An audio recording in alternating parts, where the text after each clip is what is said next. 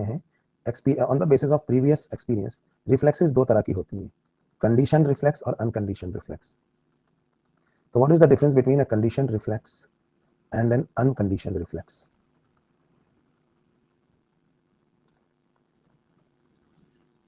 जो condition reflex होती हैं, they require a previous learning experience, लेकिन मतलब एक बार इन्हें सीखना होता है और सीखने के बाद फिर हम इनको इनवॉलंटरीली करने लगते हैं। एग्जाम्पल देता हूं मैं आपको, जैसे साइकिलिंग। एक बार हम साइकिलिंग सीख लें, शुरू में हमें साइकिलिंग सीखनी होती है, बाद में हम साइकिलिंग ऐसी सीख जाते हैं कि हम जब साइकिल पे पैडल मार रहे होते हैं तो हम कुछ और सोच रहे होते हैं और हमारे पैर अपने आप चल रहे होते हैं। वॉकिंग, छोटा बच्चा शुरू में चल नहीं पाता, शुरू में चलना सीखता है, जब एक बार चलना सीख जाता है तो बाद में तो जब वो बड़ा हो जाता है तो वो चलते चलते कुछ सोच रहा है, कहीं खो गया है, लेकिन पैर फिर भी चल रहे हैं उसके। So they are actually requiring a previous learning, swimming previous experience. तैरना हमें आता नहीं है, पर हम तैरना एक बार सीख जाते हैं तो फिर हम अपने आप तैरने लगते हैं, है ना। तो कहीं ना कहीं सेरिबेलम जिन चीजों को टेक ओवर कर लेता है, तो ये साइकिलिंग, स्विमिंग, है ना, यहाँ तक कि सिंगिंग में भी आप किस पर्टिकुलर फ्रीक्वेंसी पे सिंग करेंगे, या डांसिंग। पता है, एक बार आप डांस सीख जाते हो ना, जैसे अगर आपको डांस का शौक है, तो जब आप खो जाते हो अपने डांस में, मान लीजिए आपको ब्रेक डांस पसंद है, तो थोड़ी देर बाद आपके हाथ पैर अपने आप मूव करने लगते हैं, आपको पता ही नहीं चलता कि कब आपने वेव्स वाला स्टेप लिया, कब मून वॉक ली, कब मिरर लिया, कब क्या किया। थोड़ी देर बाद जब दूसरे ताली बजाते हैं तो पता चलता है अरे आप तो डांस कर रहे थे। ऐसा होता है ना। तो ये चीजें क्या है, first you learn them, then they become a part of your such an experience, कि आप इसको वैसे भी फॉलो करते रहते हैं विदाउट इवन लाइक गरबा के स्टेप्स डांडिया में जैसे होते हैं ना। तो they are, these reflexes are generated after birth. तो आपको सीखना पड़ेगा, तो बर्थ के बाद ही जनरेट होती है ना ये। जबकि अनकंडीशन रिफ्लेक्स जो होती हैं, they are present from birth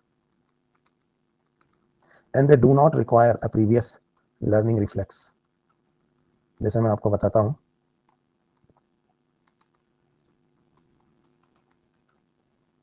ठीक है।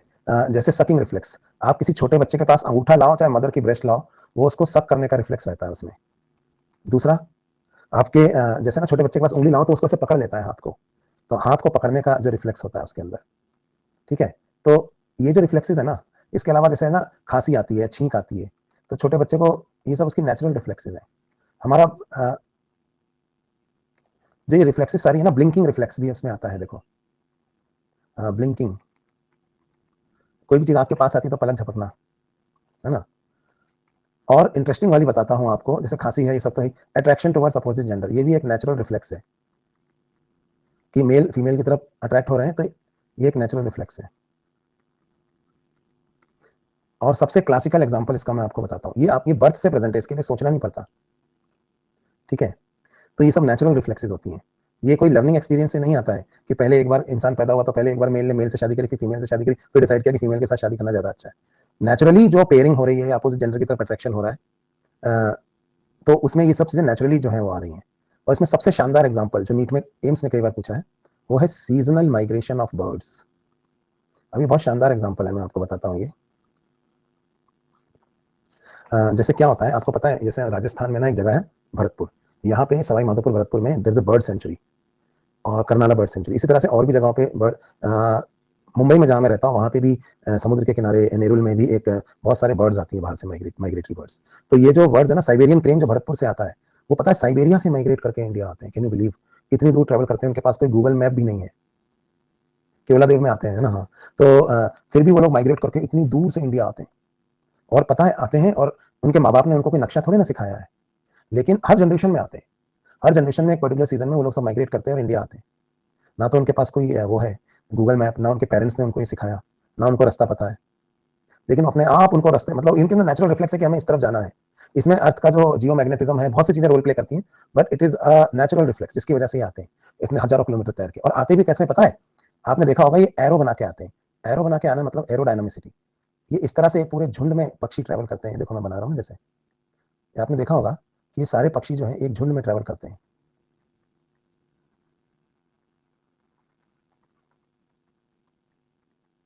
एक एरो सा बनाते हैं ये, क्योंकि इससे क्या होगा, एयर को रेजिस्टेंस कम मिलेगा, है ना।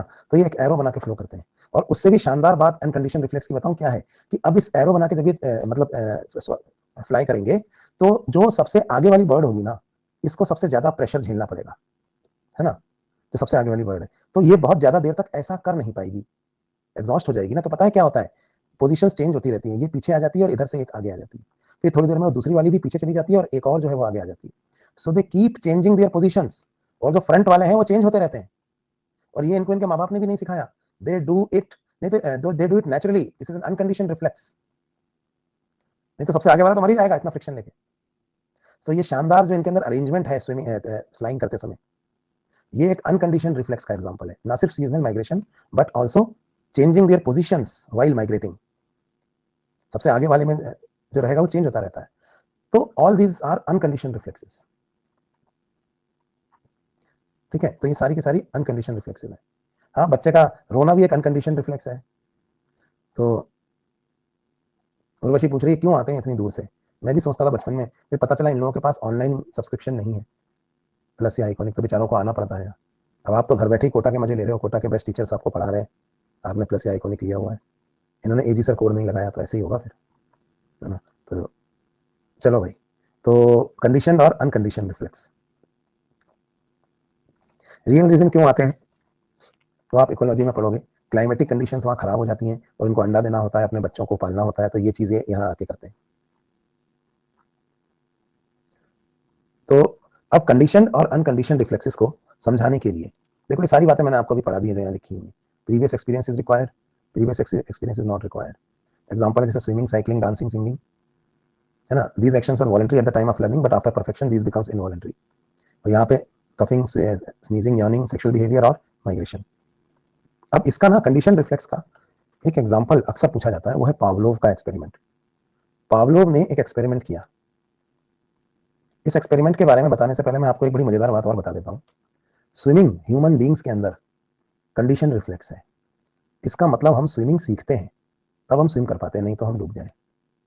आपकी जानकारी के लिए, ह्यूमन बींग्स के अलावा दुनिया के सारे जानवर जो हैं उनमें स्विमिंग एक अनकंडीशन रिफ्लेक्स है, यानी इंसान के अलावा दुनिया का हर जानवर पानी में तैर सकता है, कुत्ता, गाय, भैंस, हाथी, एक इंसान ही है जो पानी में जाकर डूब जाता है, क्योंकि हम लोग को तैरना आता नहीं है, हमें सीखना पड़ता है।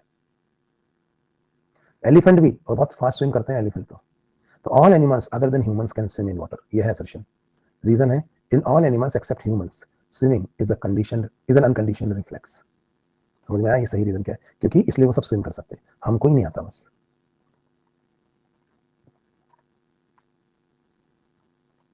तो पावलोव के एक्सपेरिमेंट के बारे में हम बात कर रहे थे, तो अगर हम पावलोव के एक्सपेरिमेंट को देखें तो पावलोव ने अपने एक्सपेरिमेंट में क्या किया ये देखते हैं। उसने ना, चलो पहले मैं पावलोव के एक्सपेरिमेंट को एक एनालॉजी से समझाता हूं, फिर रियल में बताऊंगा कैसे क्या किया था उसने। देखो जैसे है ना, आपके मोहल्ले में जो एसपी साहब है, जब भी वो आते हैं, मान लो आप लोग दुकानदार हो, आपके मार्केट में जब भी एसपी साहब या कमिश्नर साहब आते हैं राउंड पे, तो सभी दुकानदार उनके उनके सम्मान में, उनके इज्जत में उठ के खड़े हो जाते हैं, है ना, एसपी साहब आए दुकान पे तो उठ के खड़े हो जाते हैं, है ना, नमस्ते एसपी साहब। तो लेकिन क्या है कि जो जब भी एसपी साहब आते थे ना आपकी दुकान, आपके मार्केट में, तो एक आदमी ऐसे ही जो जिसका पुलिस से कोई लेना देना नहीं था, वो हमेशा एसपी साहब के साथ जो लग लेता था, जब भी कहीं फोटो खिंचरी होती थी तो उसमें से खड़ा हो जाता था कोने में एसपी साहब के साथ। जब भी एसपी साहब आपके मोहल्ले में आते थे तो उनके पीछे पीछे एक आदमी ऐसे ही चलने लगता था, जब भी एसपी साहब आपके पास आके खड़े होते थे वो भी साथ में खड़ा रहता था। अब उसका एसपी साहब से कोई लेना देना नहीं था, लेकिन जब भी आते थे उनके साथ आके खड़ा होता था। तो आपको क्या लगा ये कोई बहुत इंपॉर्टेंट आदमी होंगे, है ना। तो एक बार क्या हुआ, उसके बाद फिर एक दिन मोहल्ले में जब भी एसपी साहब आते थे वो आदमी साथ में आता था, एक दिन सिर्फ वो आदमी आया अकेला मोहल्ले में, तो भी आप उठ के खड़े हो गए, यार ये आया तो एसपी साहब भी आ ही रहे होंगे, आए होंगे, तो आपने उसको भी इज्जत देना शुरू कर दिया। ऐसा होता है कि नहीं होता, नेताजी के साथ कई युवा नेता लग लेते हैं जिनका कोई लेना देना ही नहीं है, वीआईपी लोगों के साथ कुछ लोग ऐसे चिपक लेते हैं और आप सोचते हैं ये भी बड़ा इंपॉर्टेंट आदमी होगा, फिर बाद में जब वो अकेला आता है ना तो आप उसको भी इंपॉर्टेंट समझ लेते हो, और उसके सम्मान में भी आप जो है उसके सम्मान में भी खड़े हो गए, उससे भी नमस्ते कर रहे हो, है ना, फ्री की इज्जत मिल रही है उसको। तो वैसे ही यहाँ पे हुआ, क्या हुआ कि पावलोव ने एक एक्सपेरिमेंट किया, जिस एक्सपेरिमेंट में 3 हिस्से थे। पहले उसने क्या किया, अभी कुत्ते को जब खाना देते हैं ना, तो खाने की खुशबू से, और जब वो खाने को खाना शुरू करता है तो उससे ना उसकी लार टपकती है, ये आपको पता है, तो खाना देख के लार टपकती है, ये तो एक नेचुरल इंसिडेंस है ना। लेकिन पावलोव ने क्या किया कि जब भी वो अपने कुत्ते को खाना देता था तो उस टाइम पे खाना देने के साथ साथ वो घंटी बजा दिया करता था, एक बेल। तो जब भी खाना देता था साथ में घंटी बजाता था, खाना दिया घंटी बजाई, खाने के साथ साथ घंटी बजती थी, और उसने कई दिनों तक ऐसा किया। उसके बाद उसने क्या देखा, एक दिन उसने सिर्फ घंटी बजाई, खाना दिया ही नहीं, तो भी कुत्ता लार टपकाने लगा, खाना आएगा खाना आएगा। तो उसने कहा कि इसने लर्न कर लिया है, इसने सीख लिया है कि घंटी बजने पर खाना आता है। तो ये घंटी बजी और इसने लार टपकानी शुरू कर दी कि खाना आएगा, जबकि खाना आया ही नहीं था। तो इसने कहा कि इसने लर्न कर लिया, ये कंडीशन रिफ्लेक्स बन गई है ये, है ना। तो इसको हम कहते हैं कंडीशन रिफ्लेक्स। तो इसके एग्जांपल्स यहाँ दिए हुए हैं, ये मैंने आपको पढ़ा दिया कि कंडीशन रिफ्लेक्स इनबॉर्न होती हैं और ये कैसे ट्रांसमिट होती हैं, ये बाय बर्थ होती हैं। लर्निंग इसमें कोई बेसिस नहीं बनाता है। Breast feeding, soloing, blinking of आई, ये सब इसके एग्जांपल हैं। जबकि condition reflex after birth acquire होती हैं ड्यूरिंग द लाइफ। लर्निंग इनका बेसिस होता है कंडीशन रिफ्लेक्स का। Learning forms the basis of condition reflex. Withdrawal of limb when touched by hot thing, typing, riding, knitting, ये सब है। जैसे पता है आपको बचपन में क्या होता है, बचपन में पहली बार याद करो तुम्हारे साथ ऐसा हुआ होगा, तुमने तुम्हारी मम्मी से पूछना या तुम्हारी नानी दादी से पूछना, तुमने है ना गर्म तवे पे हाथ रख दिया होगा या गर्म पानी में हाथ डाल दिया होगा या गर्म कुकर को एक बार छू लिया होगा, एक बार जरूर जले होगे तुम। गर्म दूध गिरा दिया होगा, कुछ तो किया होगा तुमने, एक बार जरूर जले होगे बचपन में। पता है क्यों? क्योंकि तुम्हें नहीं पता था कि ये चीज गर्म है और तुमने जाके उसे छू लिया और तुम जल गए। और उसके बाद दोबारा नहीं जलोगे, फिर जानबूझ के तो नहीं जलोगे कम से कम, इसको छू लेने से जो है ना हाथ जल जाता है। तो पहली बार आप उसे सीखते हो और उसके बाद फिर उसके बाद आपको कभी भी कहीं जलेगा ना कुछ तो एकदम हाथ खींच लोगे आप। फर्स्ट टाइम नहीं खींचते हो, पता है आपने छोटे बच्चे को देखा है, फर्स्ट टाइम जो कभी नहीं जला हुआ ऐसे हाथ उसका जल रहा है तो वो रोता रहता है और हाथ जलता रहता है, उसका हाथ हटाना पड़ता है कई बार उसका।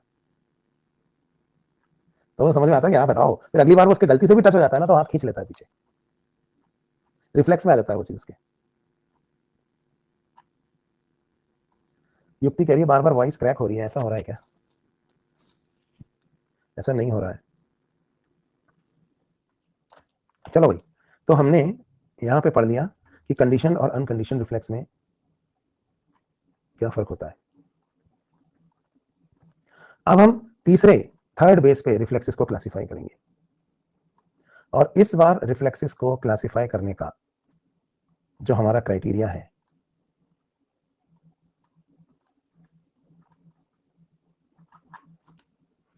वो है नंबर ऑफ साइनेप्सिस, कि कितने साइनेप्सिस इन्वॉल्व है। On the basis of number of synapsis अगर हम देखें तो रिफ्लेक्सेस दो तरह की होती है, एक होती है मोनोसाइनेप्टिक और एक होती है पॉलीसाइनेप्टिक। मैं दोनों आपको समझा देता हूं।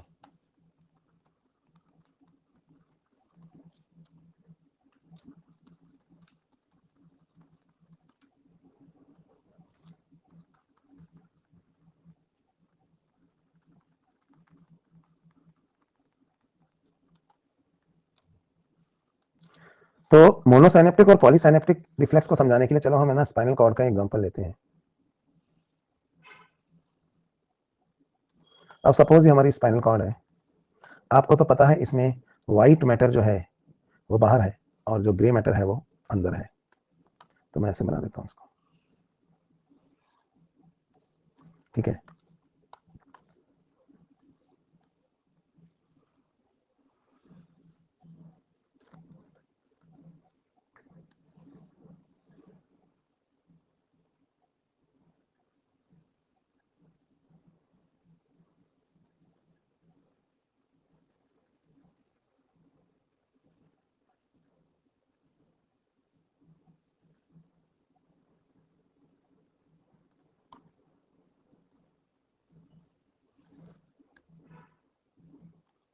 ठीक है, बाहर वाला व्हाइट मैटर है, ये ग्रे मैटर है।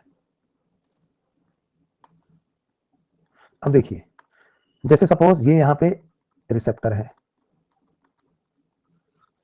और यहाँ पे ये रिसेप्टर है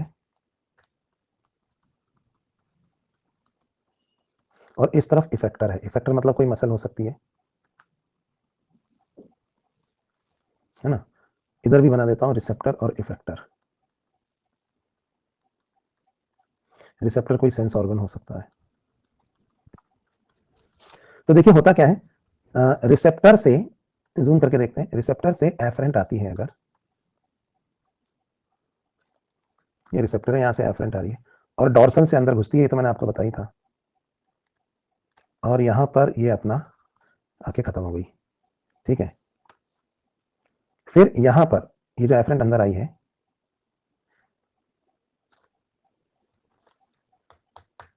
जस्ट सेकेंड फिर से बना देते हैं। ये देखिए रिसेप्टर अंदर आई, एफरेंट, और यहां आके खत्म हो गई। ठीक है। फिर यहां पे एक इफरेंट है जिसने इसके साथ साइनेप्स बनाई और अब ये बाहर जा रही है। कहां जा रही है? इफेक्टर में।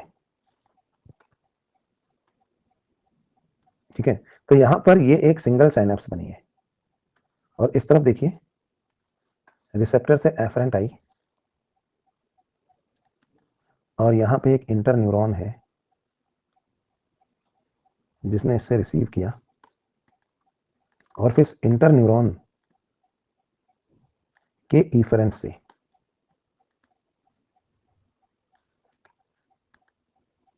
ये इधर से निकली और ये इफेक्टर में गई।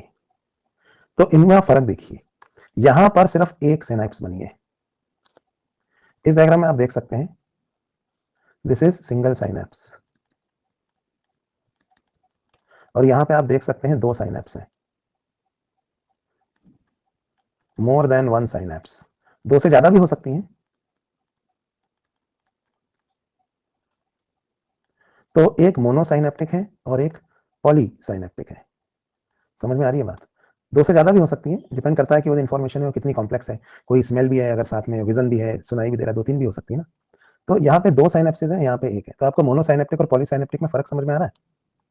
बताने की जरूरत नहीं है कि कौन सी फास्ट होगी, बताओ। ये वाली फास्टर है और ये वाली स्लोअर है। तो मोनोसाइनेप्टिक और पॉलीसाइनेप्टिक दो तरह की साइनेप्सिस हो सकती है। एफरेंट आ रहा है, इफरेंट जा रहा है।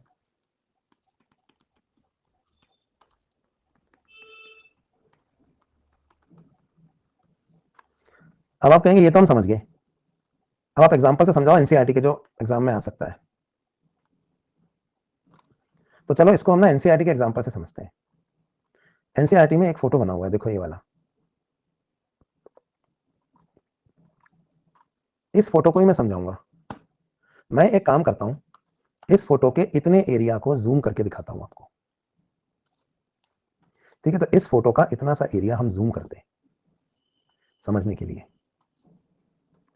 क्या हुआ? पीछे वाली स्लाइड, इस स्लाइड का बनानी है आपको तो बना लो, ये बना लो, फिर मैं समझाता हूं इसको एग्जाम्पल से।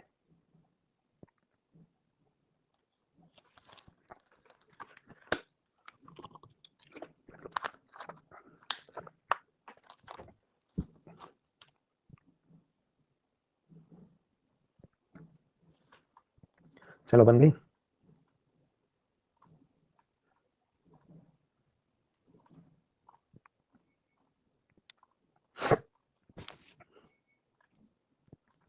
चलो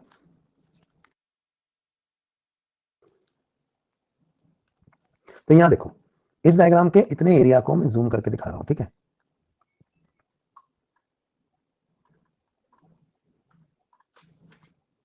ये लो कर दिया। यहां पे तुम्हें क्या दिखाई दे रहा है पहले उसको देखो आप। आपको यहाँ दो मसल दिखाई दे रही है, एक आगे और एक पीछे। इन मसल्स को देखो, और फिर भी नहीं समझ में आ रहा तो मैं बना ही देता हूँ। ये लो, सपोज ये हमारा पैर है।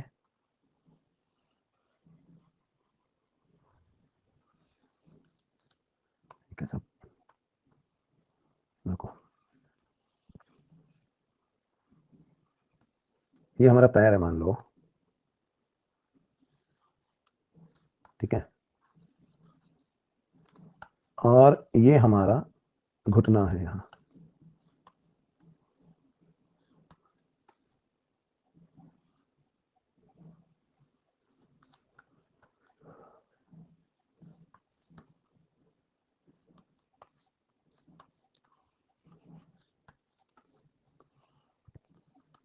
अब देखो यहाँ पे कुछ मसल्स के बारे में हम बात करते हैं।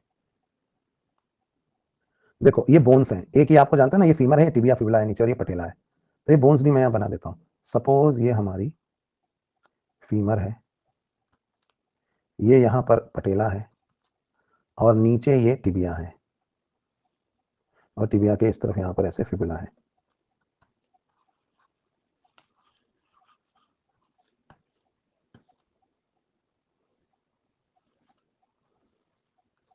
ये फीमर है। ठीक है, तो ये तो हो गई हमारी बोन्स। कुछ मसल्स के बारे में हम यहाँ पे बात करेंगे।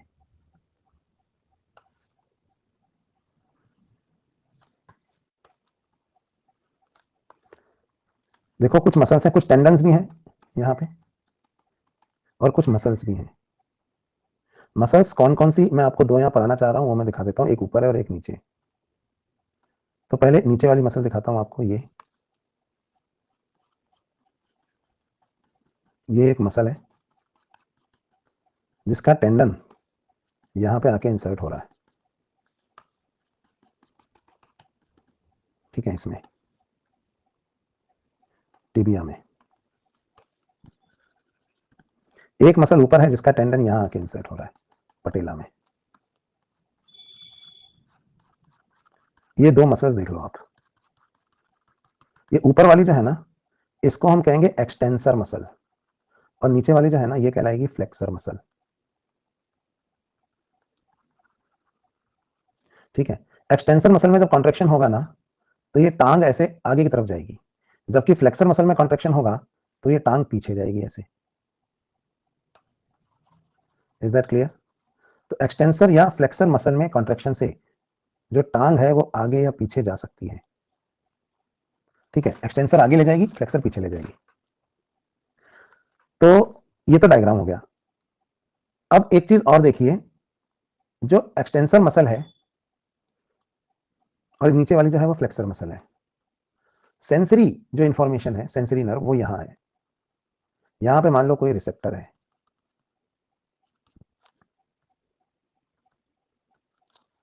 यहां बनाते हैं रिसेप्टर, यहां इस पॉइंट पे देयर इज अ रिसेप्टर। जब आप रिसेप्टर से को टच करेंगे या मारेंगे ना हथौड़ा इस रिसेप्टर पे, तो ये रिसेप्टर इंफॉर्मेशन लेके कहां जाएगा? स्पाइनल कॉर्ड में। तो ये रिसेप्टर क्या है? ये एफरेंट, जो इंफॉर्मेशन लेके जा रहा है। इतना बस याद रखो आप। तो इतना याद रखना कि नीचे वाली मसल में, फ्लेक्सर मसल में कॉन्ट्रेक्शन होगा तो पैर पीछे जाएगा, और इसमें कॉन्ट्रेक्शन होगा तो पैर आगे आएगा एक्सटेंसर मसल में। Is that clear? यहां तक की बात समझ में आ गई? अब हम इस चीज को देखते हैं। यहां देखो, जब हम यहां पे रबर का हथौड़ा मारते हैं, इस जगह पे देखो, यहां मारा अपन ने, इस डायग्राम को देखो आप, तो रिसेप्टर से इंफॉर्मेशन यहां से गई, ये एफरेंट है। कहां जा रहा है ये? ब्लू वाली लाइन देखो कहां जा रही है? स्पाइनल कॉर्ड में, है ना। अब स्पाइनल कॉर्ड को भी मैं आपको दिखाता हूं इधर कि स्पाइनल कॉर्ड में क्या हाल है। तो स्पाइनल कॉर्ड को आप देखिए, ये मैं इधर बना रहा हूं। सपोज ये वो स्पाइनल कॉर्ड है जिसमें एफरेंट आई, है ना। यहाँ पे एक इंटर न्यूरॉन भी है। तो जो ये एफरेंट इसमें आ रही है ना, इसको देखिए आप, जो ये आ रही है, अब यहाँ देखना, ये एफरेंट आई और ऐसे आके खत्म हुई। ये है इंटर न्यूरॉन। इधर क्या हुआ? एक इफरेंट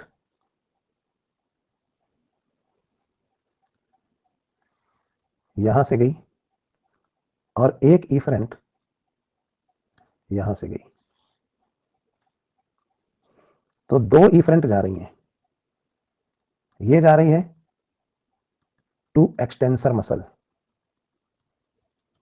और ये जा रही है टू फ्लेक्सर मसल, और ये मोनोसाइनेप्टिक है और ये पॉलीसाइनेप्टिक है, ठीक है। अब देखिए हुआ क्या, यहां इस डायग्राम को ध्यान से देखिए आप। इस वाले को मैं जूम करता हूं। ये तुम्हें दिख रही होगी कि एफरेंट तो एक ही है,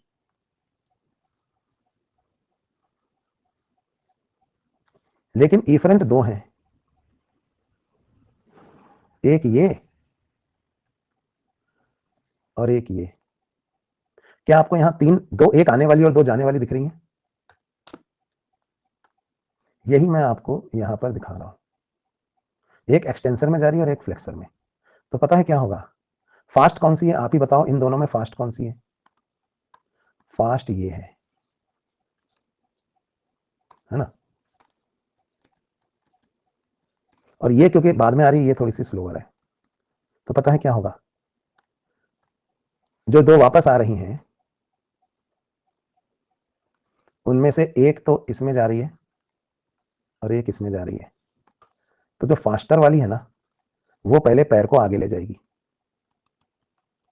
तो एक्सटेंशन फर्स्ट, पहले पैर आगे जाएगा और फ्लेक्शन लेटर, बाद में ही आएगी पीछे वाली, तो ये पीछे वाली मसल में कॉन्ट्रेक्शन कराएगी तो बाद में फिर पैर पीछे जाएगा।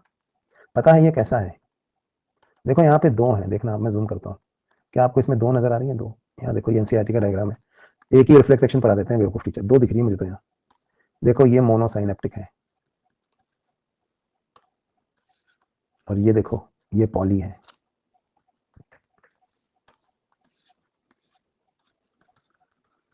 ना, दो है। मैं एनालॉजी से समझाता हूँ, आप आप सड़क पे जा रही थी, किसी लड़के ने आपको कोई कमेंट पास कर दिया, आपने घर आकर इसकी इंफॉर्मेशन दी, घर मतलब स्पाइनल कॉर्ड, यहाँ पे कमेंट पास हुआ, एफरेंस से घर पे इंफॉर्मेशन आई, एक आपके भाई के पास गई और दूसरी आपकी मदर के पास या पेरेंट्स के पास, फादर के पास, तो आपका भाई पहले ही निकल आया बाहर, ये तेजी से बाहर निकला, पेरेंट्स पीछे पीछे आ रहे हैं थोड़ा सोच सोच के कि करना क्या है अपने को, और भाई का सीधा रिफ्लेक्स कहता है सामने से हथौड़ा मारा, तो जिसने हथौड़ा मारा उसके लात मारो, इसने जाके सीधे उसके एक्शन का रिएक्शन, अच्छा तूने ऐसा बोला तो मैं ये ले, उसने जाके जिधर से हथौड़ा मारा गया था उधर ही लात आगे चलाई, समझ में आई बात? ये देखो ये रिस्पॉन्स आया ना, अच्छा तूने मेरा हथौड़ा मारा मैं तेरे मारूंगा, लेकिन तो ये तो था ये ऊपर वाला, ये वाला मोनो वाला जो रिस्पॉन्स है, फिर दूसरा वाला जो बीच में इंटर न्यूरॉन था सोच समझ के पेरेंट्स वाला आया, तो पेरेंट्स आके फिर वापस पीछे ले गए, चलो बेटा घर चलो, यहाँ पे सड़क पे तमाशा करने से क्या फायदा, तो ये ना विड्रॉ करके ले गए, वापस ले गए कि जिधर से हथौड़ा आ रहा है उधर लात चलाने से क्या होगा। तो दो अलग अलग रिस्पॉन्स होते हैं, जब आप घर पे पिट के आते हो तो आपके बड़े भाई का रिस्पॉन्स अलग होता है और आपके पेरेंट्स का अलग होता है, बड़ा भाई तुरंत जाके जिसने पीटा उसे जाके उसी डायरेक्शन में जाके फोर्स लगाता है और उसको पीटता है, पीछे से धीरे धीरे पेरेंट्स आ रहे होते हैं सोच समझ के बात करके कि अपने को क्या करना चाहिए, और फिर वो आके विड्रॉ कर देते वापस ले जाते हैं आपको, चलो चलो वापस चलो, है ना। तो इसी तरीके से मोनोसाइनेप्टिक और पॉलीसाइनेप्टिक रिस्पॉन्स, देखो क्या हुआ जब इधर से हथौड़ा मारा गया तो आपने इंफॉर्मेशन घर पे आके दी कि ऐसा हुआ है, तो एक तो मोनोसाइनेप्टिक रिस्पॉन्स, एक तो आपने क्या किया, जाके आपने भी इंफॉर्मेशन दो जगह दी ना, एक तो आपने घर जाके सीधा भाई साहब को बताया भाई साहब ऐसा हो गया आज, भाई साहब निकल पड़े पीटने के लिए, फिर आपने उधर घर पे मदर फादर को भी बताया मम्मी ऐसा हुआ है, तो मम्मी पापा ने आपस में बात करके इंटर न्यूरॉन ने डिसीजन लिया चलो चलो वापस, तो फिर ये लोग ये विड्रॉल कर रहे हैं, तो this is withdrawal, withdrawal response मतलब वापस खींच रहे हैं ना ये, और ये क्या था, ये था आगे की तरफ, उल्टा उस जिस डायरेक्शन से आया उसी डायरेक्शन में लात मारना, तो समझ में आ रहा है नहीं आ रहा आपको? अब कुछ उल्टे भी है, जब बकवास के सर पे पिट के आता तो भाई साहब तो मुझे ही और पीटते कि पिट के कैसे आ गया तू, तो जनरली जो हम बात कर रहे हैं वो ये है, पहला रिस्पांस एक्सटेंशन आया बाद में फ्लेक्शन आया, तो जब लात पे हथौड़ा मारते हैं ना, यहाँ अपन यहाँ थोड़ा मारते हैं ना तो लात आगे पीछे होती है ऐसे, पहले कहाँ जाएगी बोलो, पहले आगे जाती है और बाद में फिर पीछे आती है, तो समझ में आया पहले कौन सा रिस्पॉन्स आएगा और बाद में कौन सा, क्योंकि एक फ्लेक्सर मसल्स के लिए आ रहा है और एक आ रहा है एक्सटेंसर के लिए, देखो ना ये ऊपर जा रहा है ये नीचे आ रहा है, ऊपर वाला फास्ट है क्योंकि वो मोनोसाइनेप्टिक है, नीचे वाला स्लो है क्योंकि वो पॉलीसाइनेप्टिक है। चलिए तो ये देखो आप दो रिफ्लेक्सेस आ रही हैं मोनोसाइनेप्टिक और पॉलीसाइनेप्टिक,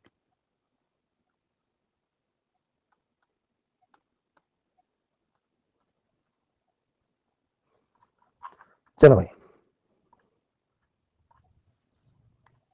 तो पढ़ लेते हैं what is the difference between mono and polysynaptic reflexes. In this type of reflex यानी कि मोनोसाइनेप्टिक रिफ्लेक्स में क्या होता है, there is a direct synapse between sensory and motor neuron, है ना, जैसे कि स्ट्रेच रिफ्लेक्स या नी जर्क रिफ्लेक्स, इसे हम नी जर्क रिफ्लेक्स कहते हैं, और दूसरा होता है कि there are more than one small neurons between sensory and motor interneurons, इसे हम कहते हैं विड्रॉल रिफ्लेक्स, इसमें एक से ज्यादा साइनेप्स होती है। तो आपको नी जर्क रिफ्लेक्स और विड्रॉल रिफ्लेक्स का फर्क समझ में आया, ये जो ऊपर वाली थी ये नी जर्क रिफ्लेक्स थी और जो नीचे वाली है वो विड्रॉल रिफ्लेक्स है।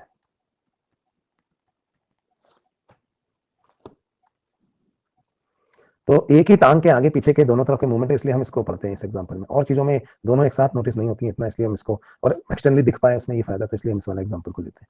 तो आपको मोनोसाइनेप्टिक और पॉलीसाइनेप्टिक में फर्क समझ में आ गया, knee jerk reflex is monosynaptic, withdrawal reflex is पॉलीसाइनेप्टिक।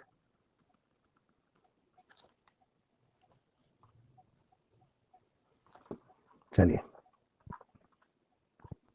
तो ये हमने ना टाइप ऑफ साइनेप्सिस पढ़ ली है। तो हमने साइनेप्सिस के बारे में भी पढ़ लिया और रिफ्लेक्सिस, टाइप ऑफ रिफ्लेक्सिस पढ़ लिए। अब तो ऐसा कुछ बचा ही नहीं है इसमें जो पढ़ाने का, और लगभग खत्म ही हो गया है ये टॉपिक। तो अब हम सेंस ऑर्गन्स के बारे में बात करेंगे। यहाँ पे एक टेबल है जिसमें सेरिब्रम के अलग अलग लोब्स के फंक्शंस दिए हुए हैं। इसमें कुछ नया नहीं है मॉड्यूल में, जो पहले पढ़ाया था वही है। हाइपोथैलेमस मेडुला के फंक्शन दिए। एक लास्ट में स्पेशल पॉइंट में ये चीजें हैं जो मैं आपको बता देता हूँ। पार्किंसन डिजीज, हंटिंगटन कोरिया और अल्जाइमर। हालांकि ये तीनों बीमारियां एनसीईआरटी में नहीं है, लेकिन इनमें होता क्या है वो मैं आपको एक बार बता देता हूँ। सबसे पहले बात करते हैं पार्किंसन। ये डिजीज डोपामीन की कमी से होती है। डोपामीन जो कि एक न्यूरोट्रांसमीटर है, इसकी कमी से मसल्स में ट्रेमर आने लगते हैं। ऐसे ऐसे, मतलब बुढ़े लोगों का हाथ जो है वो स्टिल नहीं रहता ना, ऐसे ऐसे होता रहता है, क्योंकि इनके डोपामीन की कमी से इनके न्यूरॉन्स जो है वो डिजनरेट हो रहे हैं। और इसका असर इनके फेस पर भी होता है। जैसे अपन लोगों का जो फेस होता है ना, यंग लोगों का फेस, वो हमेशा एक्सप्रेसिव होता है। बुढ़े लोगों का फेस ऐसा होने लगता है समय के साथ, ऐसे रहे बुढ़े लोग। तो फेस के expression, mask like face, face के एक्सप्रेशन भी कम हो रहे हैं, और ऐसे ऐसे मुंडी हिल रही है बैठे बैठे।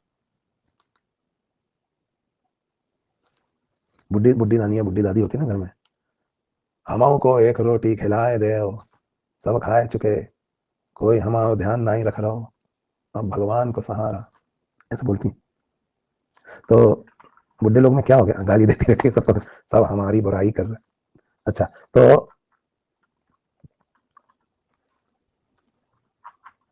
ये तो हो गया पार्किंसंस डिजीज। अब हंटिंगटन कोरिया में क्या होता है, ये जो है ये ऑटोसोमल डोमिनेंट है, ये एक जेनेटिक डिसऑर्डर है। पढ़ लो अनुष्का जी, पोते की शक्ल देखा, यहाँ ध्यान दो। हाँ, फिर ये जो होती है ना हंटिंगटन कोरिया, ये पता है ये होती है डेफिशिएंसी ऑफ गाबा की वजह से। अभी आपको पता है गाबा क्या है? गाबा एक इनहिबिटरी न्यूरोट्रांसमीटर है, याद आया आपको? अब जब ये नहीं होगा ना, तो इसकी वजह से रैपिड इनवॉलेंट्री प्रोग्रेसिव मूवमेंट्स होने लगेंगे बॉडी में। बॉडी में इधर उधर बस मूवमेंट्स हो रहे हैं फालतू के, और फिर धीरे धीरे धीरे धीरे धीरे धीरे बैलेंसिंग चली जाएगी और डेथ हो जाएगी। मतलब वॉलेंट्री मूवमेंट्स, आदमी जबरदस्ती नाच रहा, हाथ पैर हिल रहा है उसके बैठे बैठे। इसको कोरिया क्यों कहते हैं, समझ में आया आपको? ग्रीक या लैटिन वर्ड है। कोरिया मीन्स क्या होता है बताओ? डांस। कभी कोरियोग्राफर सुना है? कोरियोग्राफर, डांस डायरेक्टर, सुना होगा। तो यहाँ पे क्या है कि आदमी डांस कर रहा है अपने आप ही, तो कोरियोग्राफर बोलते हैं ना। तो कोरिया मीन्स डांस। फिर ऐसी एक डिजीज है अल्जाइमर।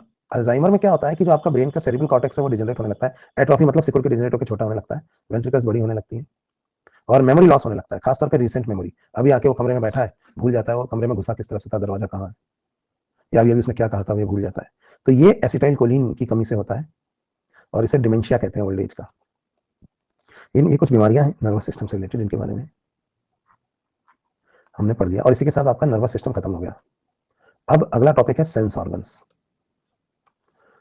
तो सेंस ऑर्गन्स के बारे में हम एलिमेंट्री आइडिया लेंगे, और आज हम सारे सेंस ऑर्गन्स आज में खत्म कर देंगे, क्योंकि आज हमारी 2 क्लासेस हैं। तो देखो 5 मेन सेंस ऑर्गन्स कौन से हैं हमारी बॉडी के? स्किन, आई, ईयर, नोज और टंग। स्किन से हमें कौन कौन सी सेंसेशन मिलती है? Touch, pain, pressure, temperature. Abhishek को स्किन से कलर की सेंसेशन मिलती है, पागल हो गया अभिषेक। आई से हमें कौन सी सेंसेशन मिलती है? विजन, ये छू के बताता है कि नीला कलर है कि काला। गांजा फूकते हैं ना जब आप, तो आपको कलर जो है वो सुनाई देने लगते हैं और आवाजें दिखाई देने लगती हैं। ये मैं आपको जब ड्रग एडिक्शन पढ़ाऊंगा ना, आपके कोर्स में, ये तब बताऊंगा। लेकिन फिलहाल रंग दिखाई देते हैं आई से। ईयर से हमको हमको हियरिंग की सेंस मिलती है, और साथ में बैलेंसिंग में भी ये हमारी हेल्प करता है। नोज से हमको स्मेल की सेंसेशन मिलती है, ऑल्फैक्टरी सेंसेशन, और टंग से हमें टेस्ट। टच के लिए वर्ड यूज होता है टैंगो, पेन के लिए एलजीजी। एलजीजिया मतलब समझते हो आप? प्रोप्रायो या बैरो, टेम्परेचर के लिए थर्मो। ये ग्रीक या लैटिन वर्ड पता होना चाहिए। टैंगो मतलब होता है टच। एलजीजिया मतलब होता है पेन। कभी नहीं सुना आपने एलजीजिया मतलब पेन? कैसे बेवकूफ हो, ग्रीक लैटिन बिल्कुल नहीं पढ़ी। एलजेसिक मतलब पेन कॉजिंग।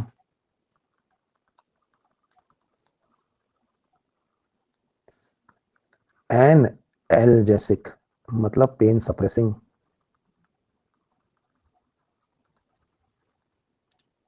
कभी नहीं सुना ये सब। एलजीजिया एनाल्जेसिक नहीं सुना कभी? एनाल्जेसिक, एनाल्जेसिक मतलब पेन किलर। तो एन एलजेसिक है ना, तो एलजेसिक मतलब पेन कॉजिंग, तो एलजीजिया मतलब पेन होगा।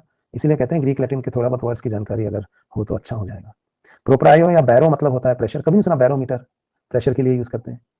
टेम्परेचर के लिए थर्मोमीटर यूज करते हैं। थर्मो मतलब टेम्परेचर, पता होना चाहिए। ऑप्टिक रिसेप्टर्स, ऑप्टिक मतलब आई या विजुअल रिसेप्टर्स विजन के लिए होते हैं। हियरिंग मतलब होता है ऑडिटरी। स्मेल मतलब होता है ऑल्फैक्टरी। और टेस्ट मतलब होता है, बोलो जल्दी बोलो, टेस्ट मतलब बोलो चलो, गस्टेटरी। सेंस ऑर्गन्स भले एनसीईआरटी में ना दिए हो, पर इतना बेसिक तो हम पढ़ के जाएंगे। हमें ये नहीं पता गस्टेटरी रिसेप्टर्स बॉडी के किस ऑर्गन में पाए जाते हैं, क्योंकि हमें गस्टेटरी मतलब नहीं पता, तो फिर तो क्या है, तो आप कैसे सेलेक्ट होंगे? ठीक है। तो टैंगो रिसेप्टर्स यानी टच के रिसेप्टर्स, पेन प्रेशर रिसेप्टर्स यानी एलजीजी रिसेप्टर्स, सॉरी पेन रिसेप्टर मतलब एलजीजी रिसेप्टर्स, प्रेशर रिसेप्टर्स मतलब कि प्रोप्रायो या बैरो रिसेप्टर्स, और टेम्परेचर रिसेप्टर्स मतलब कि थर्मो रिसेप्टर्स। और विजन, ईयर, नोज और टंग। अब इसमें से जो स्किन वाले हैं ये मैं आपको एनिमल टिश्यू में बता चुका था, शायद आपको याद होगा। नहीं भी बताया होगा ना, तो अब ये नहीं पूछे जाएंगे। जैसे थोड़ा बहुत बताया था मैंने, एल्बल्ब ऑफ क्रॉस बताया था, नहीं मैंने एंड ऑर्गन ऑफ अफनी या पेसिनियन कॉर्पस्कल, नेकेड नर्व फाइबर, है ना, ये सब बताए थे, तो वहां पे आप देख लेना, अब जरूरत नहीं। नोज के बारे में श्नीडारियन मेम्ब्रेन हम रेस्पिरेटरी सिस्टम में पढ़ चुके हैं। टंग के बारे में हम नर्वस सिस्टम में पढ़ चुके हैं, फॉर जो पेपिला वगैरह होती है ना, तो ये तो हम पढ़ चुके हैं। नोज में जो ऑल्फैक्टरी एपिथेलियम होती है, श्नीडारियन मेम्ब्रेन, हमने बात करी थी इसके बारे में।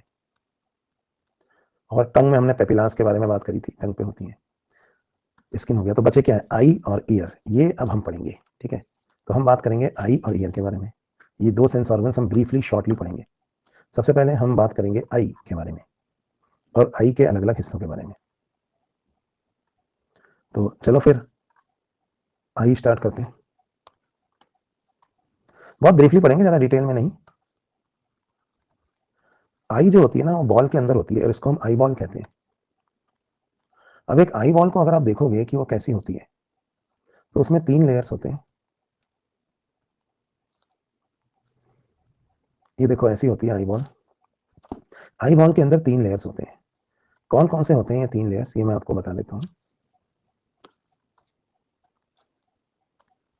3 कॉन्सेंट्रिक लेयर्स, आप बताने की जरूरत नहीं है, आप बस समझ लो। तो मैं यहाँ पे बना रहा हूँ, जैसे 3 कॉन्सेंट्रिक स्फीयर्स, एक के अंदर एक के अंदर एक। सबसे बाहर वाला स्फीयर ये रहा, देखिए, ये फाइब्रस टिश्यू का बना है।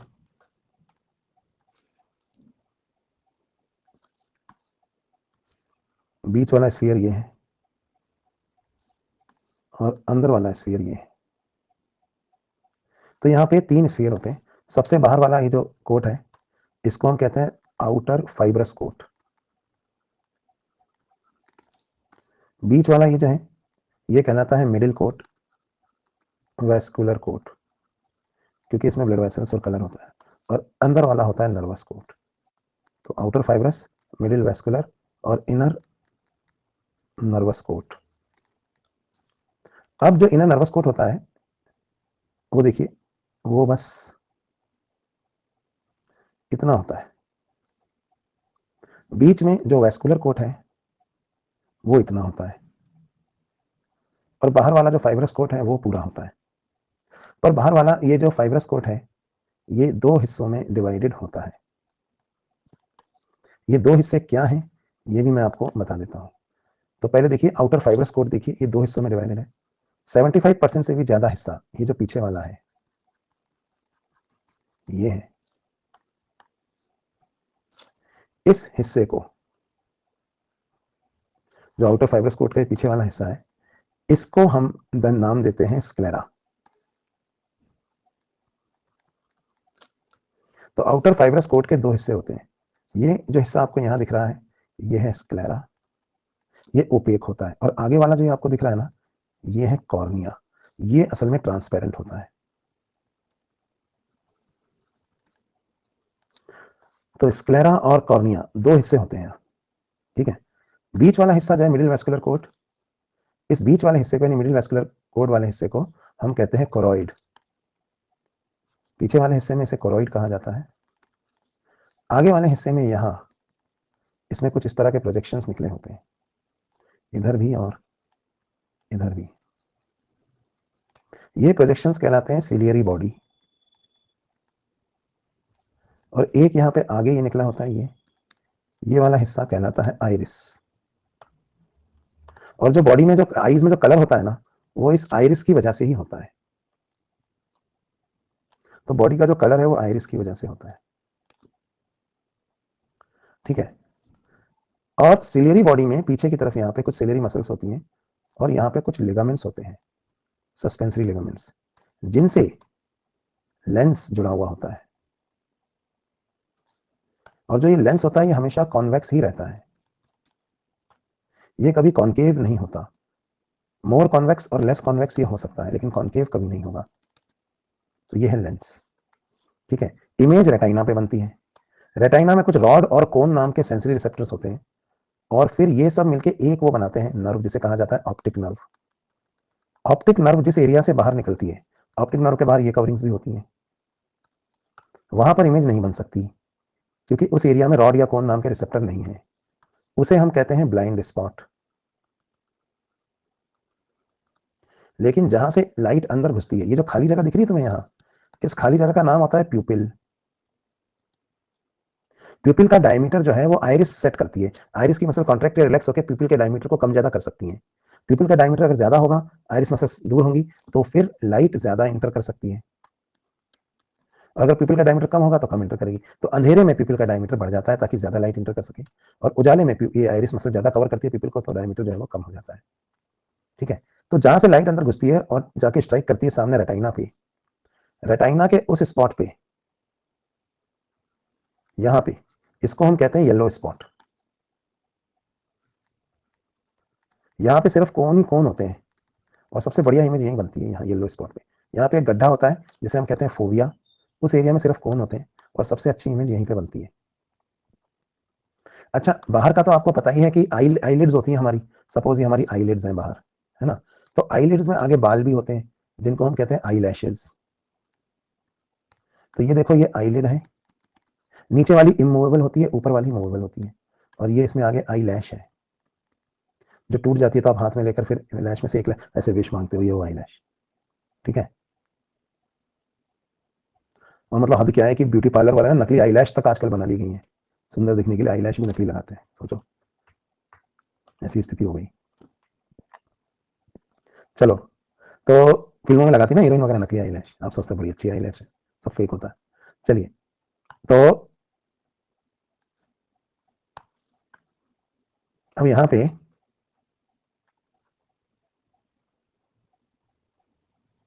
हाँ, गाय की सबसे बड़ी होती है, गाय की लगा लो अपने। चलो भाई, तो जैसा मैं यहाँ बता रहा था कि एक ना एक बहुत पतली सी मेम्ब्रेन होती है जिसे कहा जाता है कंजक्टाइवा। नाम सुना नहीं सुना? ये पता है कहाँ होती है? ये भी बता देता हूँ। अब जैसे आई लैश जो है वो तो यहाँ पे इससे जुड़ी हुई है ना हमारी बॉडी से, आईलिड्स। तो कंजक्टाइवा इसके अंदर होती है, यहाँ ऐसे, और इधर ऐसे। इसको हम कहते हैं कंजक्टाइवा।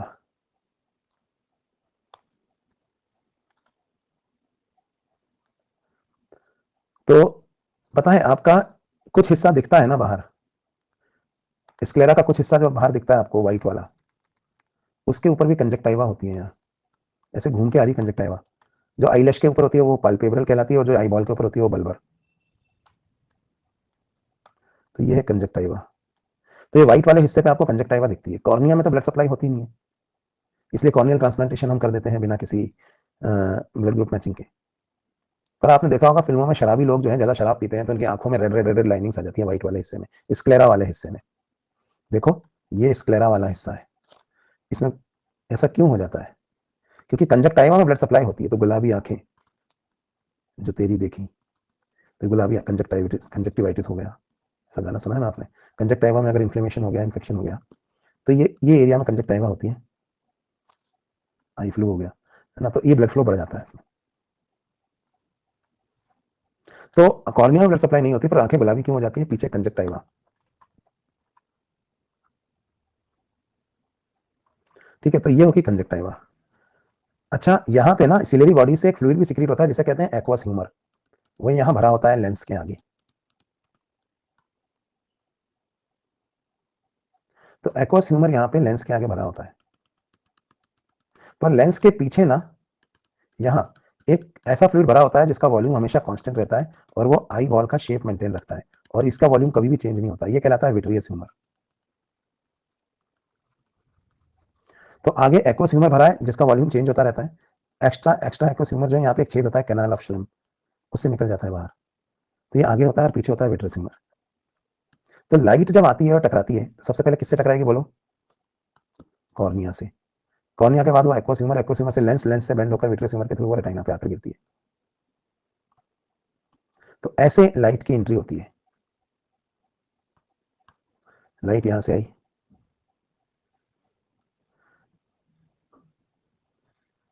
तो ये आके फिर रेटिना पे इमेज बनाती है लाइट। मतलब दोनों तरफ से जो लाइट आ रही है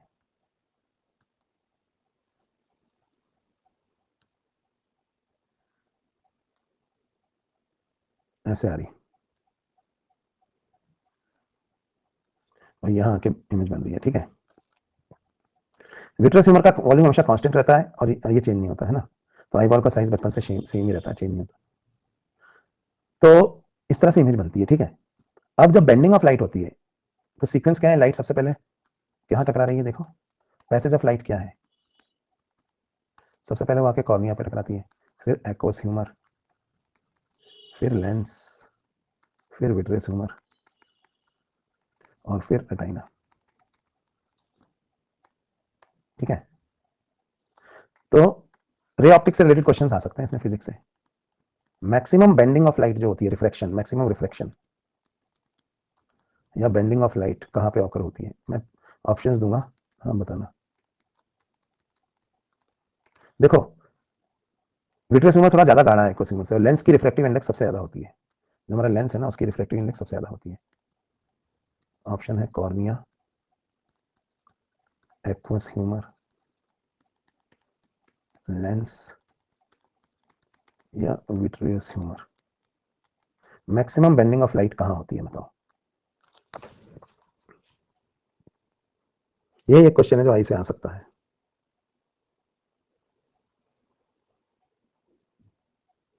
और सिर्फ 30% लोगों ने ही सही जवाब दिया। क्या आपको पता है रिफ्रैक्टिव इंडेक्स या कितनी बेंडिंग होगी वो मीडियम की डेंसिटी पे डिपेंड नहीं करती है, वो चेंज इन द डेंसिटी पे डिपेंड करती है। μ2 अपॉन μ1 कितना है? चेंज इन रिफ्रैक्टिव इंडेक्स कितना है, not the relative refractive index. नहीं सुना कभी आपने? देखो, कॉर्निया में लाइट कहां से आके टकराती है बोलो? एयर से। तो एयर की रिफ्रैक्टिव इंडेक्स बहुत कम है और कॉर्निया की बहुत ज्यादा है, तो मैक्सिमम बेंडिंग तो यही होगी। फिर एक्वस ह्यूमर में कहां से टकराती है आके? कॉर्निया से। यहाँ तो क्या बेंडिंग होगी? और लेंस में फिर कहां से टकराती है आके? पहले ही बेंड हो चुकी है एक्वस ह्यूमर से। और लेंस से विट्रियस ह्यूमर में कहां से आके टकराती है? लेंस से। तो मैक्सिमम जो बेंडिंग होगी ना वो मीडियम 1 से मीडियम 2 में, जहां मीडियम में सबसे बड़ा चेंज आ रहा है। तो एयर जो है सबसे थिन मीडियम है और कॉर्निया है वो काफी थिक मीडियम। तो चेंज इन डेंसिटी ज्यादा जरूरी होती है, ना कि एब्सोल्यूट डेंसिटी। तो चेंज इन डेंसिटी सबसे बड़ा लाइट के ट्रैवल करने के लिए यही आ रहा है ना, कॉर्निया पे। तो मैक्सिमम बेंडिंग कॉर्निया में होती है, लेंस में नहीं होती। जो चश्मा हटाने वाले लेसिक के जो ऑपरेशन होते हैं उसमें लेंस थोड़े ना चेंज करते हैं, कॉर्निया की थिकनेस कम कर देते हैं ताकि बेंडिंग कम हो या और इमेज जो है वो सही जगह बन जाए। कॉर्निया में करते हैं वो सर्जरी, लेंस में थोड़ी करते हैं। यहाँ इसको छील के पतला कर देते हैं थोड़ा सा, तो बेंडिंग कम होगी, तो इमेज जो आगे बन रही थी वो वापस रेटिना पे बनने लगेगी, मायोपिया में करते हैं ना।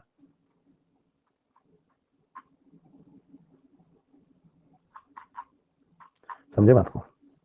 कॉर्निया की थिकनेस कम हो जाने से ये नुकसान होता है कि वहां बाद में कॉन्टेक्ट लेंस नहीं पहन सकते,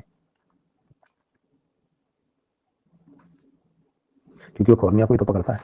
चश्मा हटाओगे तो कॉन्टेक्ट लेंस कलर चेंज करने के लिए कभी नहीं पहन पाओगे, पतली हो जाती है ना कॉर्निया, तो डैमेज हो जाएगी अगर लेंस पहनोगे उसके ऊपर से, वैसे ही पतली होगी वो, अब उसमें इतनी दम नहीं है कि ऊपर से लेंस उसे पकड़ सके।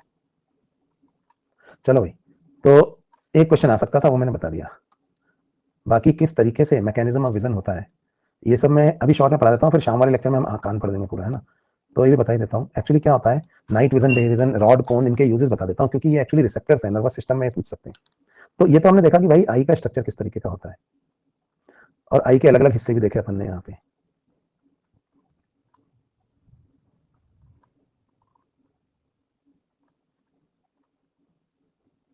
फिर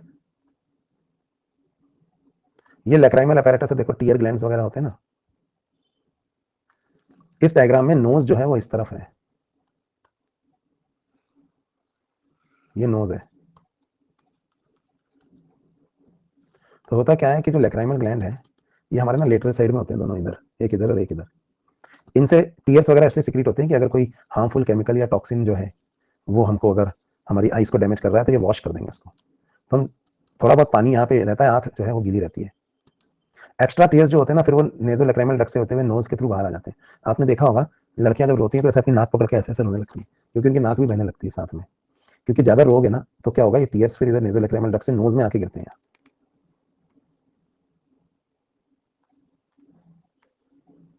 तो ये टीयर्स होते हैं जो यहाँ से भी ड्रॉप होंगे थोड़े से, लेकिन नोज से भी फिर इस तरह से। चलो भाई,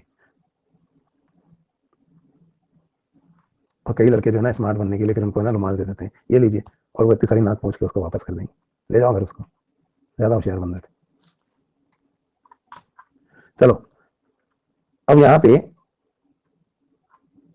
चलो पढ़ दो आगे।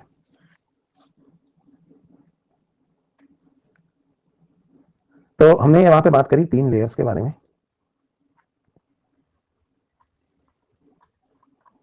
तो अब ना कैसे यहाँ पे विजन की केमिस्ट्री क्या है वो मैं थोड़ा सा बता, देखो आई बॉल की मसल्स भी दिखाता हूँ आपको। ये कुछ मसल्स हैं, ये चारों तरफ होती है हर आई बॉल के 6 मसल्स होती हैं, और ये वॉलंटरी मसल्स हैं। आइरिस की जो अंदर मसल्स होती हैं वो इनवॉलंटरी होती हैं, जो पिपल का डायमीटर चेंज करती है ना, याद रखना। ये आइरिस की जो मसल्स होती है ना, ये तो इनवॉलंटरी होती हैं, लेकिन ये जो मसल्स हैं इधर जो आई बॉल को फिक्स रखती हैं अपनी जगह पे, ये वॉलंटरी होती हैं। इन्हीं से आप आई बॉल को घुमा सकते हो। और 6 मसल्स होती हैं इस तरह से, चारों तरफ से बराबर फोर्स लग रहा होता है हर एक आई बॉल पे, तो आई बॉल जो है ना अपने सेंटर में रहती है ऐसी। अब सोचो है ना, जैसे एक इधर है ना ये मसल लेटरल रेक्टस, ऐसे ही एक मसल उस तरफ भी है पीछे जो यहाँ दिख नहीं रही।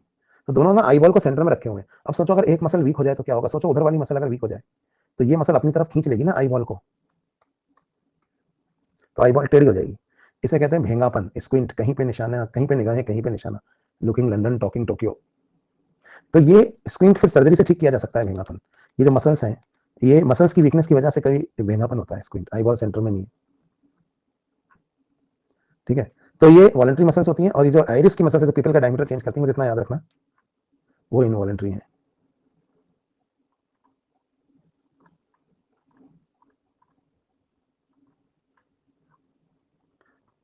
चलिए फिर, और ब्रीफली अपन आई को खत्म कर रहे हैं। रेटाइना में इमेज बनती है, रेटाइना में 2 तरह के सेल्स होते हैं, रॉड्स और कोन्स।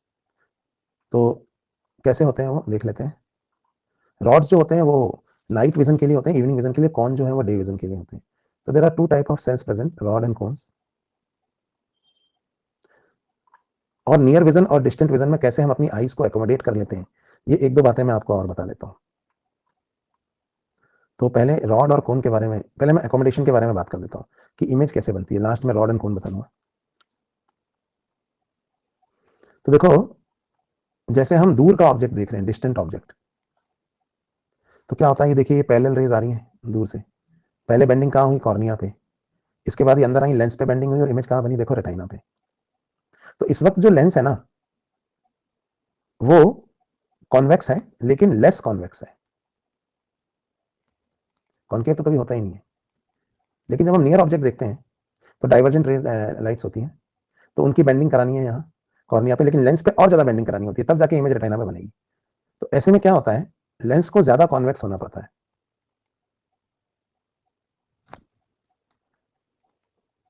तो इस समय वो ज्यादा कॉन्वेक्स होता है, मोर कॉन्वेक्स।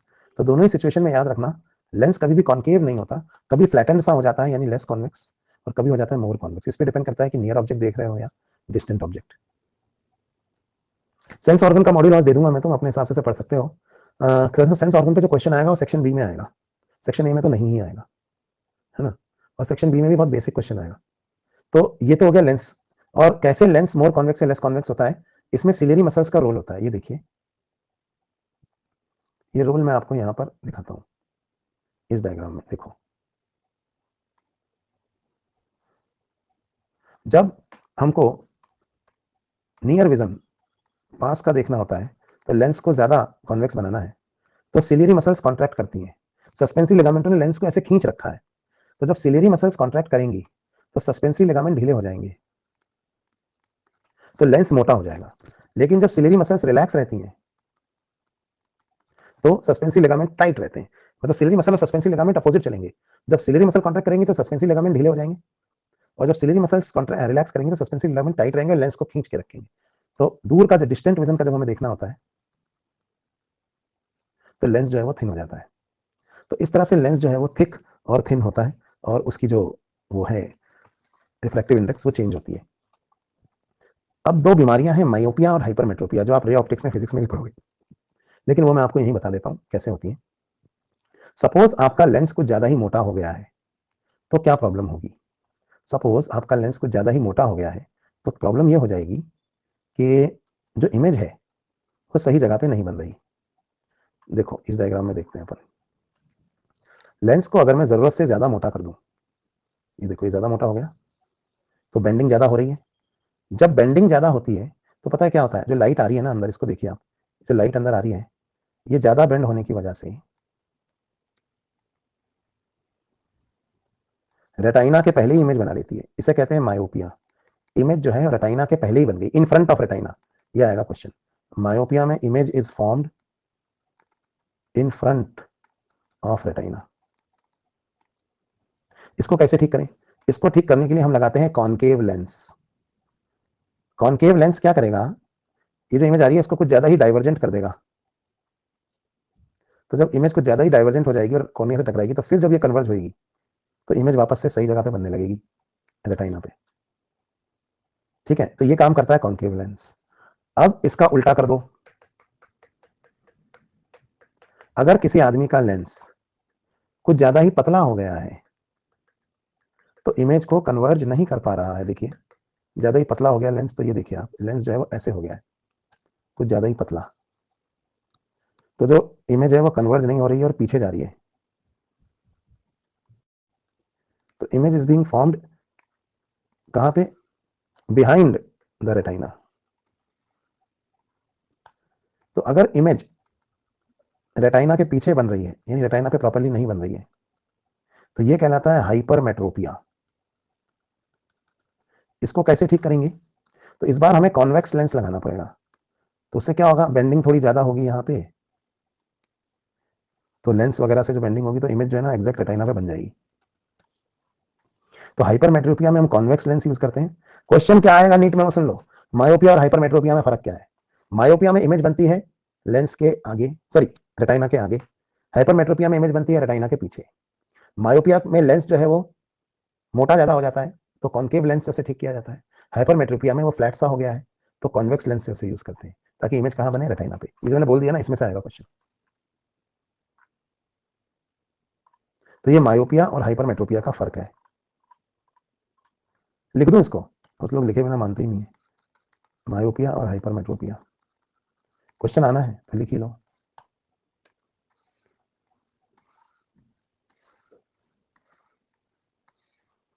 मायोपिया में लेंस कैसा हो जाता है,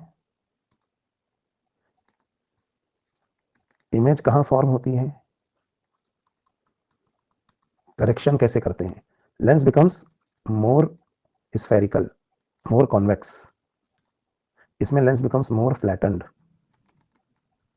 इसके ऐसे इसमें इमेज बनती है in front of retina, retina पे बननी चाहिए थी ना, इसमें बनती है बिहाइंड रेटाइना। करेक्शन कैसे करते हैं इसमें, यूज ऑफ कॉनकेव लेंस, इसमें use of convex lens. Myopia को फार साइटेडनेस कहते हैं, मतलब दूर का साफ नहीं दिखता, far vision is not clear. और हाइपरमेट्रोपिया में near vision is not clear. Problem क्या है, प्रॉब्लम ये है इसमें। तो ये रहा आपका नीट का क्वेश्चन, लिख दिया मैंने ऊपर कि मायोपिया और हाइपरमेट्रोपिया में क्या फर्क है। इसके अलावा रेटाइना में दो तरह के सेल्स होते हैं, रॉड्स और कोन्स। रॉड्स जो है उनका क्या काम होता है और कोन्स का क्या होता है, 2 मिनट और सुन लो, है ना, 2 मिनट और सुन लो, इसको खत्म ही कर देते हैं आज, फिर ईयर करेंगे शाम को और एक आध चीज एक्स्ट्रा बता दूंगा के बारे में। लिख लिया, आगे बढ़े। बहुत ब्रीफली मैंने आई बताया है आपको, इसलिए बताया क्योंकि according to new syllabus as such eye course में नहीं है, पर आई से रिलेटेड नर्वस सिस्टम के क्वेश्चंस आ सकते हैं। तो अपन ने 1-1.5 घंटे में आई खत्म कर लिया। रॉड और कोन दो तरह के फोटो रिसेप्टर्स पाए जाते हैं। तो there are two types of photoreceptors. कहां पाए जाते हैं ये? रेटिना में। ये होते हैं रॉड्स और कोन्स। दोनों पे लाइट गिरती है तो दोनों में इंपल्स बनती है, और फिर दोनों इंपल्स जो है ऑप्टिक नर्व के थ्रू ट्रेवल करती हैं। ठीक है। अब रॉड्स जो होते हैं ना, इनमें पिगमेंट होता है रोडोप्सिन।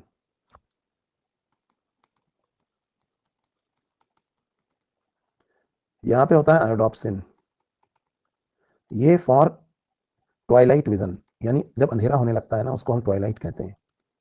और कौन से होते हैं? For day vision. आपने देखा होगा अंधेरे में आप कलर्स को नहीं पहचान पाते,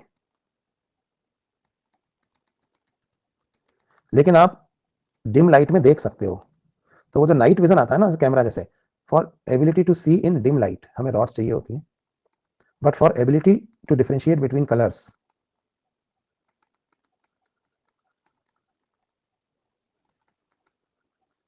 या कलर्स हम देख सकें, उसके लिए हमें कौन चाहिए होते हैं। तो उजाले में ही हम रॉड और कोन्स काम करते हैं, और हमें कलर्स में डिफरेंस उजाले में ही दिखता है। डेफिशिएंसी ऑफ रोडोप्सिन्स, या रॉड्स अगर काम नहीं करेंगी, माल फंक्शन करेंगी। क्यों करेंगी पता है? क्योंकि रोडोप्सिन वाइटामिन रेटिनॉल होता है इसके अंदर, जो विटामिन ए से बनता है। तो deficiency of vitamin A will cause mall function.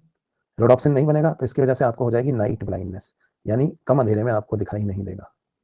लेकिन अगर कोन्स वाला पिगमेंट नहीं है, या कोन माल फंक्शन कर रहे हैं, तो आपको हो जाएगी कलर ब्लाइंडनेस। ये रहा आपका नीट। इससे बाहर नीट में कुछ नहीं आने वाला। रॉड और कोन दो तरह की चीजें होती हैं। ठीक है। बाकी अडॉप्टेशन की, अंधेरे से उजाले में जाते हैं तो थोड़ी देर क्यों नहीं दिखाई देता, उजाले से अंधेरे में आते हैं तो थोड़ी देर क्यों नहीं? क्योंकि रॉड का पिगमेंट बनने में थोड़ा टाइम लगता है, वो ब्लीच हो गया होता है। ये सब मैं आपको मॉड्यूल दे दूंगा, आप उसमें से पढ़ते रहना, क्योंकि अब आई का स्ट्रक्चरल फंक्शन इस साल कोर्स में नहीं है, तो ये डिटेल क्वेश्चन नहीं आएंगे। पर ये तो बेसिक क्वेश्चन है कि रॉड किस लिए चाहिए, कौन किस लिए चाहिए, नाइट ब्लाइंडनेस क्यों हो जाती है, कलर ब्लाइंडनेस क्यों हो जाती है, ये तो पूछे ही जा सकते हैं। इतना तो हमें पता होना ही चाहिए, क्योंकि सेक्शन ए हो या बी हो, पढ़ के तो हमें जाना ही है ना। तो हमने आई खत्म कर लिया है। रात वाले लेक्चर में हम ईयर खत्म कर देंगे पूरा, जितना जरूरत है उतना। ट्वाइलाइट मतलब होता है डिम लाइट विजन। कुछ लोग सोच रहे हैं रॉड्स जो है वो ट्वाइलाइट विजन के लिए जरूरी होती हैं, तो इसका मतलब वैम्पायर वगैरह के सीरीज जो हम देखते हैं वो सब रॉड्स के थ्रू देखते हैं। ऐसा नहीं है। तो यहाँ पे हमने रॉड और कोन के बारे में बात करी।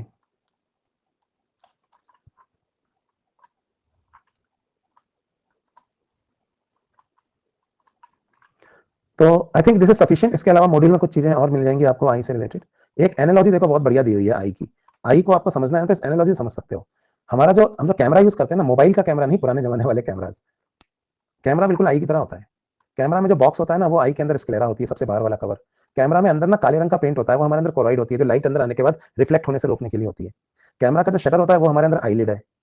कैमरा का जो डायफ्राम होता है, यानी कि एक्सपोजर जिससे कितनी लाइट अंदर जाएगी बाहर जाएगी, वो होता है, वो हमारे अंदर आइरिस वो काम करती है। कैमरा में जो लाइट का होल होता है वो हमारे अंदर पिपिल होता है। अच्छा, लेंस तो दोनों में लेंस ही होता है। फिर कैमरा में पीछे जो लाइट सेंसिटिव प्लेट या फिल्म होती है जिसपे इमेज बनती है, वो हमारे केस में रेटिना होती है। और दोनों ही केस में इमेज बनती है स्मॉल और इन्वर्टेड। तो ये एक कंपैरिजन हो गया बिटवीन लाइट एंड कैमरा।